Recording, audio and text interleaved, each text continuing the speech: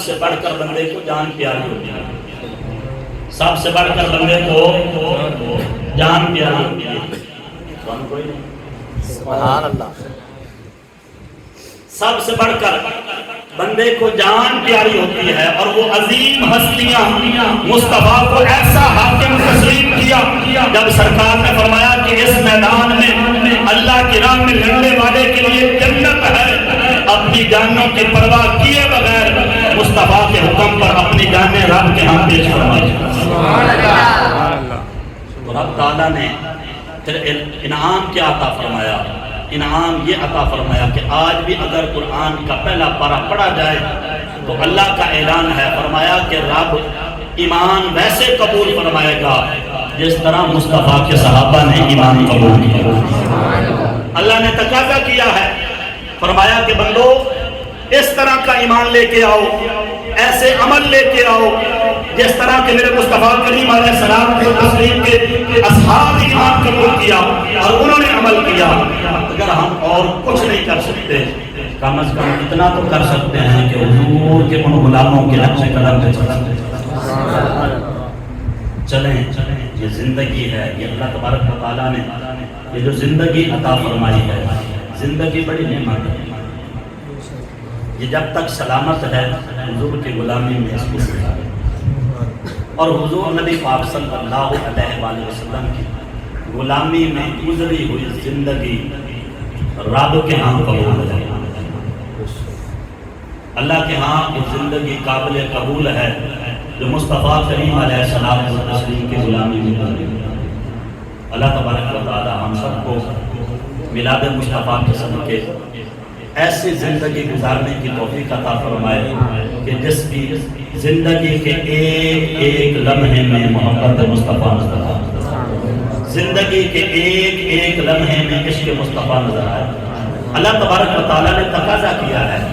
اور فرمایا، آخری بات میری طرف توجہ رکھیں، وَلَوْ أَنَّهُمْ إِذْ ظَلَمُوا أَنفُسَهُمْ جَاءُوكَ، فرمایا کہ میرے حبیب کوئی بندہ اگر کوئی گناہ کر بیٹھے، اپنے اوپر ظلم کر بیٹھے، زیادتی کر بیٹھے، گناہ جو ہے نا یہ اپنے اوپر ظلم کرنا ہے، زیادتی کرنا ہے۔ فرمایا کہ اگر بندے سے کوئی گناہ ہو جائے، اپنی جان کے اوپر ظلم کر بیٹھے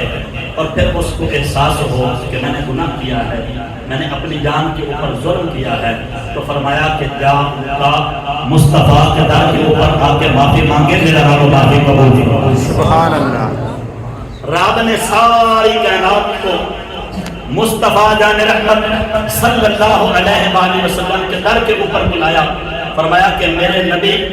میرے محبوب کے در کے اوپر آ جاؤ، اللہ سے معافی مانگو، اللہ تمہارے گناہ بھی معاف فرما دے گا، اور کائنات کی کوئی بھی چیز، جس چیز کی تمہیں طلب ہو، کوئی بھی چیز ہے، مصطفیٰ کے در کے اوپر آ کر اپنے رب سے مصطفیٰ جان رحمت کا وسیلہ پیش کر کے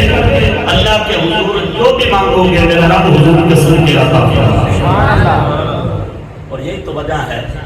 کہ ہمیں اگر اللہ تبارک و تعالیٰ موقع دے تو حضور کی بارگاہ میں ہر ایمان والا، ہر محبت کرنے والا، کلمہ پڑھنے والا، اس کا دل تڑپ رہا ہے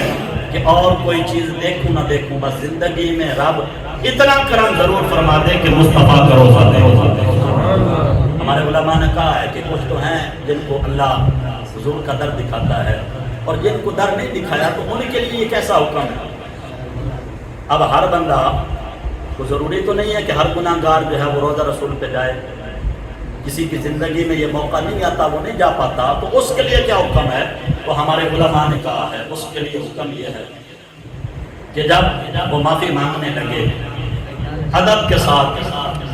مصطفیٰ جان رحمت صلی اللہ علیہ وآلہ وسلم کا تصور اپنے دل میں جما کر مدینے کی طرف منہ کر کے حضور کا وسیلہ پیش کر کے اپنے گھر میں ہی کھڑا ہو کر اللہ سے دعا مانگے، اللہ اس کی دعا کو بھی قبول فرمائے۔ ہمارے لیے دوری ہے، رب کے لیے یہ کوئی چیز نہیں ہے، اور مصطفیٰ جان رحمت کے لیے کوئی چیز، کوئی دوری نہیں ہے۔ وہ سرکار کرم فرمائے تو کرم فرماتے ہیں، جہاں کہیں بھی امتی فریاد کرتا ہے تو مصطفیٰ جان رحمت صلی اللہ علیہ وآلہ وسلم ضرور مدد فرماتے ہیں۔ فریاد جو کرے امتی حال ظالم، فریاد جو کرے امتی حال زار میں، ممکن ہی نہیں ہے کہ خیر البشر کو خبر نہ ہو۔ تو اپنے گھر میں بیٹھ کر حضور کا تصور اپنے دل میں جما کر اللہ کی بارگاہ میں ہاتھ اٹھا اور نبی پاک صلی اللہ علیہ وآلہ وسلم کا وسیلہ پیش کر، اور جو بھی دعا مانگے گا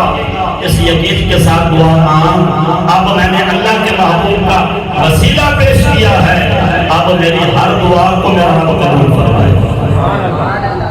یہ میلاد، یہ حضور کا ذکر و اذکار،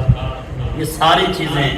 اللہ کی بارگاہ میں ہم وسیلہ پیش کرتے ہیں، مانگتے رب سے ہیں، لیکن رب نے خزانے مصطفیٰ جان رحمت کو عطا فرمائے ہیں، اور فرمایا جا کا جس کو جس چیز کی طلب ہو مصطفیٰ کی بارگاہ میں آ کر مانگ لے، رب وہی عطا فرمائے۔ اللہ رب العزت خالق کائنات، مالک کائنات، یہ چند باتیں اپنی بارگاہ میں قبول و منظور فرمائے۔ اللہ ہم سب کو ان پہ عمل کرنے کی توفیق عطا فرمائے۔ میں نے اپنی تقریر میں جو باتیں کی ہیں، سب سے پہلے میں نے ادب کی بات کی، سب سے پہلے ادب کی بات کی ہے، اور یہ بھی بات کی ہے کہ حضور کا سارا دین ادب، حضور کا سارا دین ادب ہے، اور ادب ایسی چیز ہے کہ کم سے کم مخلوق بھی ہو اگر وہ بھی کرے گی تو اللہ اس کو بھی بلند مقام عطا فرماتا ہے، بلند مقام عطا فرماتا ہے۔ ادب کے سب کچھ زندہ ہے، اور ہمارے بزرگوں نے بڑی خوبصورت بات لکھی ہے، پڑھتے تو روز ہیں ہم لیکن توجہ نہیں کرتے۔ ایسی باتیں ہوتی ہیں جو ہر وقت ہماری نظروں کے سامنے ہوتی ہیں، پڑھ لیتے ہیں لیکن توجہ نہیں کرتے۔ کتنی بار ہم نے پڑھا ہے کہ با ادب با نصیب، با ادب با نصیب، اور بے ادب بے نصیب۔ ادب کے ساتھ بیٹھو تو پھر ہر چیز رب عطا فرماتا ہے، اور اگر ادب نہیں ہے تو پھر کچھ بھی نہیں۔ زندگی میں ادب ہے